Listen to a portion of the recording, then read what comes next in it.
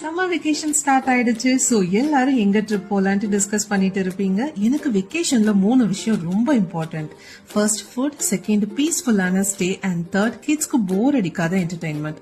அப்பதான் நம்மள டிஸ்டர்ப் பண்ணாம இருப்பாங்க. இது 3 ஒன்னா இருக்க ஒரு சூப்பரான ரெசார்ட்க்கு தான் வந்திருக்கோம். உங்களுக்கு ஹில் ஸ்டேஷன், ரொம்ப சில் கிளைமேட் இதெல்லாம் வேண்டானா இந்த பிளேஸ ஆப்ஷனா எடுத்துக்கலாம்.